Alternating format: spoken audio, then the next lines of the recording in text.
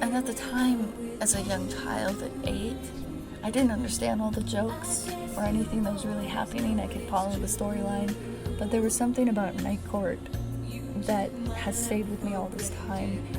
It gave me hope and solace and comfort in a time of my life when I didn't really understand the amount of pain I was in and what was happening in my life. I thought somehow it was normal, but it wasn't healthy. And so in Night Court, I found a family, I found comfort, I found hope. I would look through the pages of my old journals, with every turn another memory, and dusty words bring pictures to my mind. I see the marks of the passage of time. Hi, welcome to, I'm all coffee.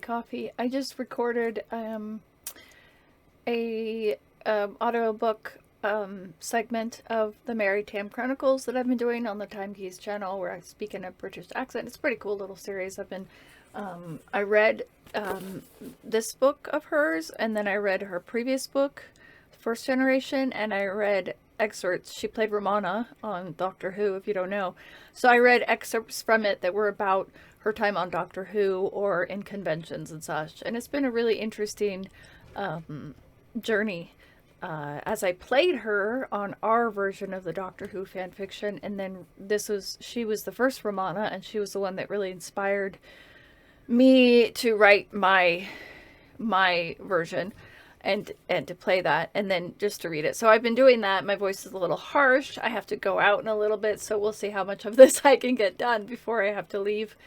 I have a interview for a dog care thing, which is one of my normie jobs or gigs. It's been an interesting week. I was house sitting for a puppy and really busy with work, outside work. So I hadn't a lot of time to sit at my computer and do a lot of stuff. I was able to do some content stuff, but not much. And so I'm a little behind. And then yesterday and Friday, I was so tired that I basically slept all day. Also, just two big cases that are happening. The one, if you don't know, the Josh Duggar case, if you're aware at all of the Duggars, that they were on I didn't watch back then. I only have now really kind of gotten into them. And when they were on, I was a fundy Christian in the 2000s. And the show was 19 Kids and Counting, and then Counting On. And Josh Duggar is the oldest, and he was just sentenced for downloading and possessing CSAM. And before that, he's been like a reoccurring perpetrator of that kind of. I mean, he went after his younger sisters when they were really young, and that came out. And then there was a Ashley Madison scandal, all that stuff. So he finally was sentenced, and I think it's been an interesting experience because it's a result of the purity culture, which I was a participant of and actually an advocate for a short time when I was a fundy for about 7 or 8 years. The no sex before marriage, dressing modesty, which is really, I mean, as you see with the case of the Josh Duggar, to the extreme, and then in lesser extent, the purity culture really messes with the brain, and it's a way of controlling. And yet when you're so obsessed with not thinking that, you're obsessed with it's the other, like you don't think about it, so you think about it, and then you torture yourself with how much you think about it, and it's just this never-ending battle that keeps you sort of submissive to this way of church or this way of Christianity that I believe is not at all goes along with the teachings of Christ or Jesus. I'm not necessarily a Christian anymore, but I still think Jesus he's the shiznit. And then, of course, the other trial that's been in the news the last few weeks is the Johnny Depp Amber Heard case, which is triggering on two kind of, I'm a victim of domestic violence and intimate partner violence. And I have friends, male friends, that are also victims. And the way that a female to male perpetrator to a male victim is a lot different than, like, the way that it's handled. It's a lot more manipulative. And I mean, being a victim from a male intimate partner violence there is a huge degree of manipulation. But from a woman, because a woman is generally, our body types are not as strong or physical as, we can't take down a man. But it's like you wear them. I think it comes more from a manipulation stand. And the woman of the partner can often claim that she was the abusive one, as we saw with this Amber Heard case. Now, the other thing, the other level, is that Amber Heard, during the trial, the psychiatrist for, I believe, Johnny Depp's side, sat with Amber and was able to analyze her, go through that whole process, and came out with the dual diagnosis of borderline personality disorder and histrionic personality disorder. And I've read a lot about personality disorders. For a very short time, I was diagnosed with BPD. And through time, I've begun to realize that now that I know I have PTSD, lifelong PTSD from lifelong trauma, and as well as bipolar, borderline personality disorder and PTSD can look a lot alike. And then with the added mood disorder, I see why they kind of saw that. But my ways of thinking, they have this maladaptive way of thinking about the world, that they think that this is the right way. This is a personality disorder brain.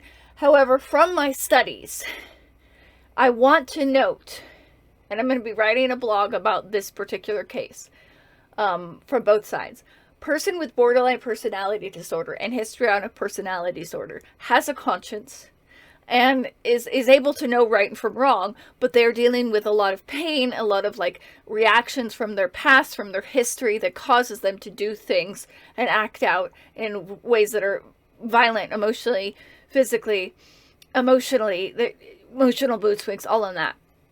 So if the diagnosis for Amber Heard is BPD and HPD, that is vastly different than what people were saying, narcissistic personality disorder or anything of that such, because there is more of a conscience, and because there is more of a person with BPD and HPD can receive treatment and recover.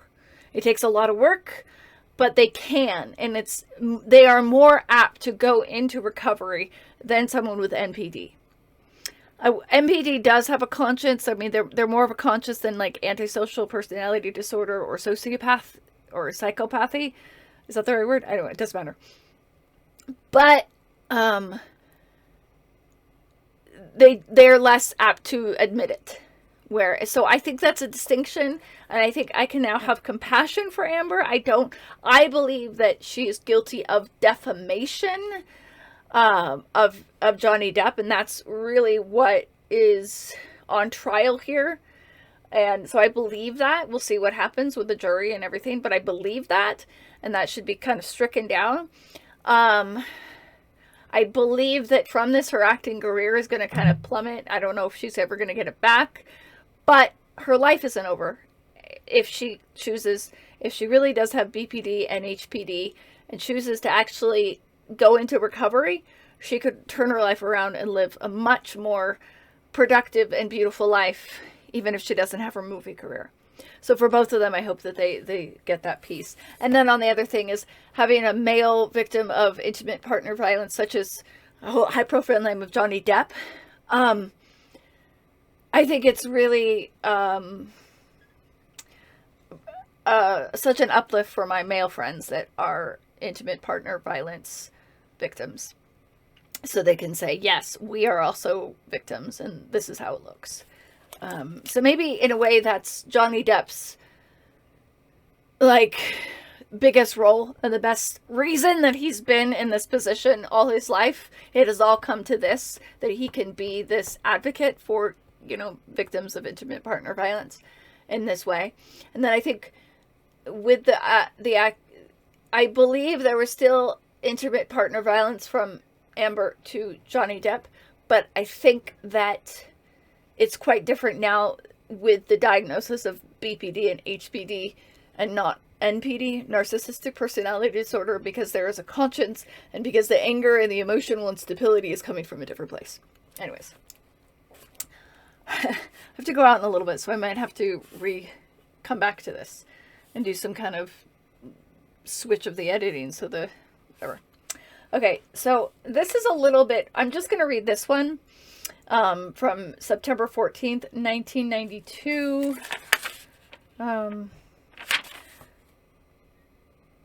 Because it's a little sad, and I find it interesting in light of the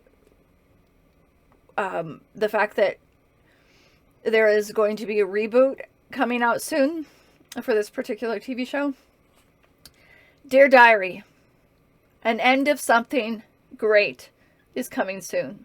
What a very weird way to, that's a weird sentence. An end of something great is coming soon. If you refer back to my old diaries, you will find almost on every page the words Night Court is cool or something else referring to that totally awesome show. That some things never change, and that one does. It's the best show ever. Well, I have something to say. Night Court has ended. This Thursday is the last show. It's hard for me. The hardest part is about the fact that when I was younger, I wanted to be on Night Court permanently. That's how I wrote it, permanently. But now I shall have to settle for just meeting them. Them meaning the characters, or I mean the actors. It would be great to tell them how much I enjoyed watching the show of Night Court. I would also like to touch the set of Night Court. Here's the cast of Night Court. NC cast. Harry Anderson. Harry T. Stone. What did his T stand for? I don't remember. John Larroquette. Dan Fielding. Remember when I said, I said something where, John Larroquette wasn't the one of the better actor. I don't know what I was saying. It was a weird, it was like, what? I don't know.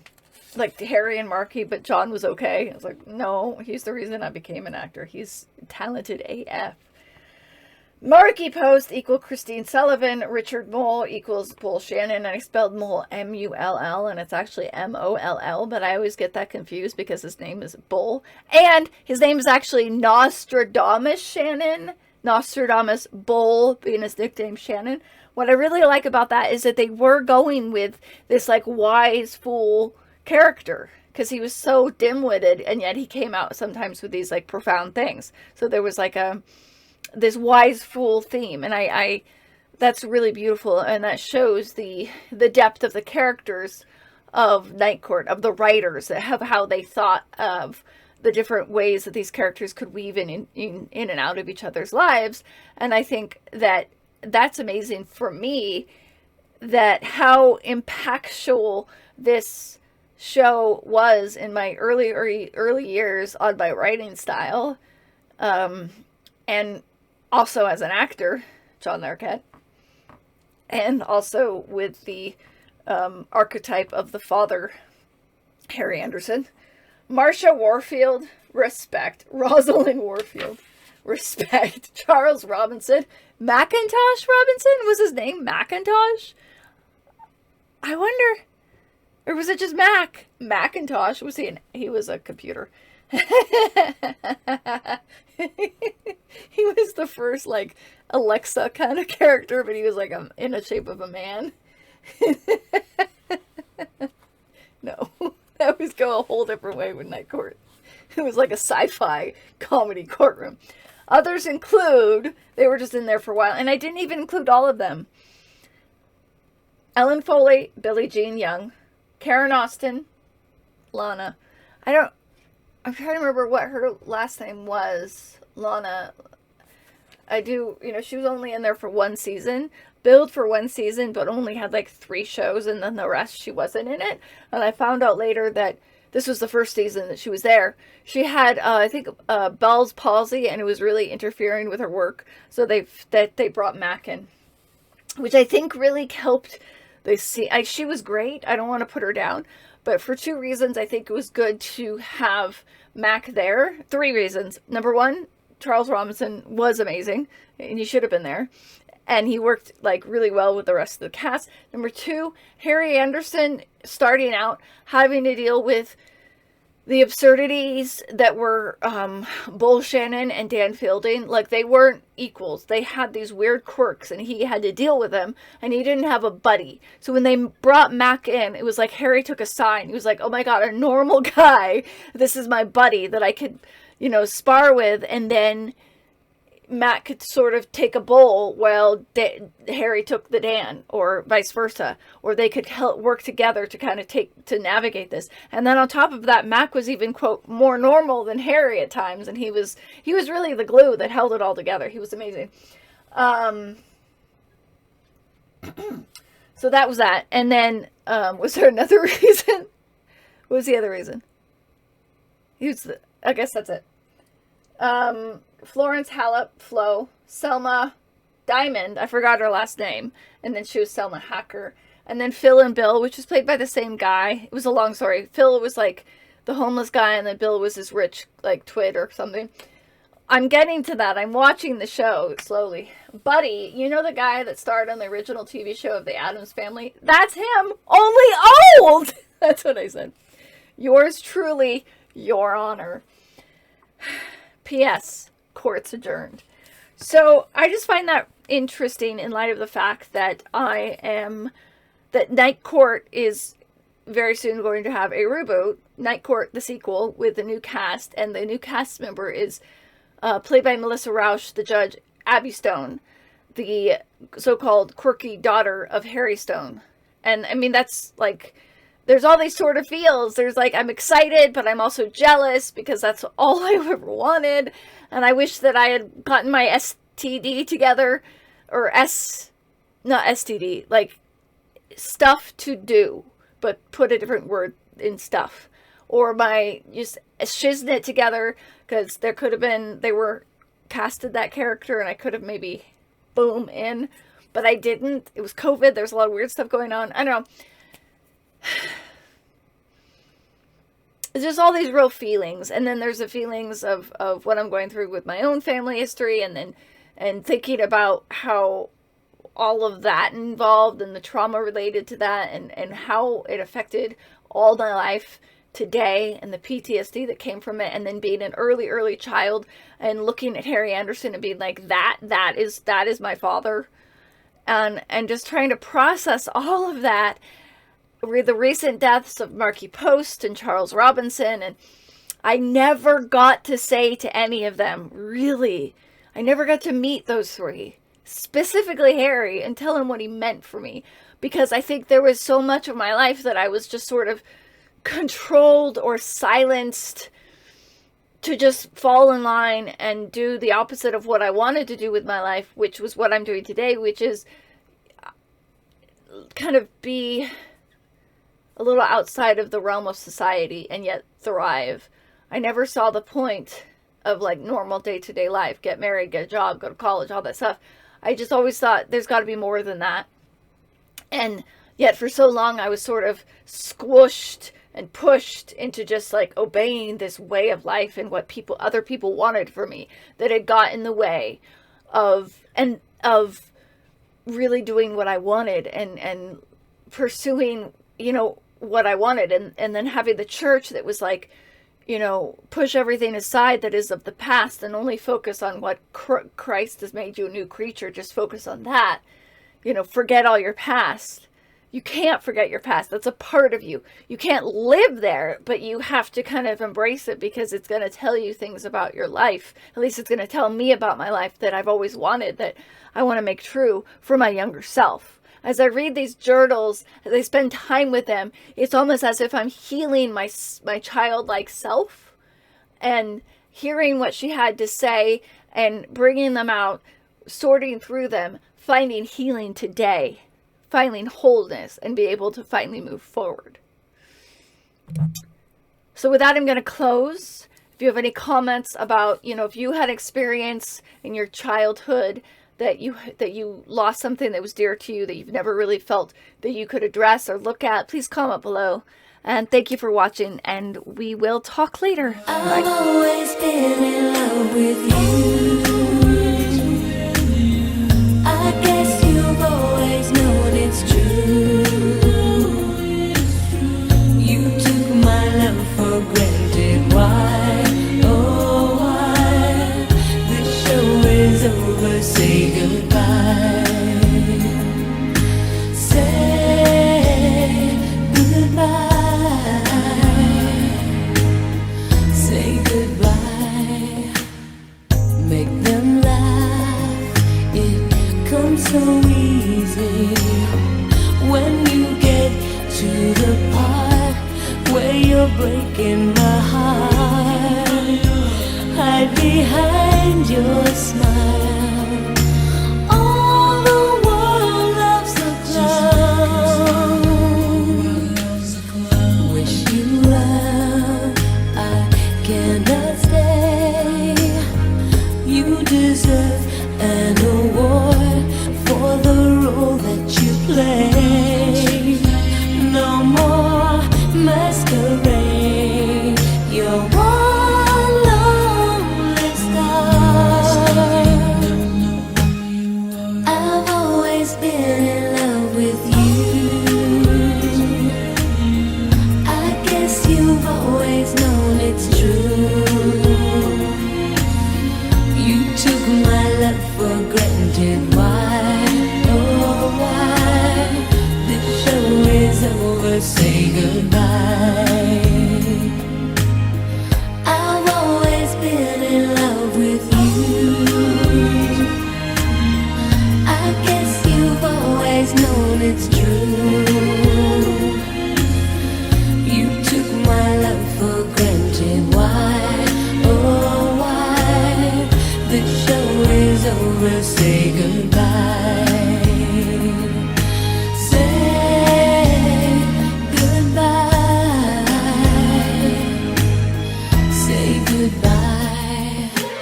All the world is a stage, and everyone has their part. But how was I to know which way the story go? How was I to know you'd break my heart?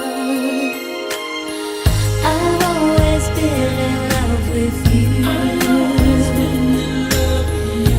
Guess you've always known. You took my love for granted. Why, oh why? The show is over, say goodbye. I've always been in love with you. I guess you've always known it's true. You took my love for granted. Why, oh why? The show is over, say goodbye. Say goodbye. Say goodbye. Say goodbye.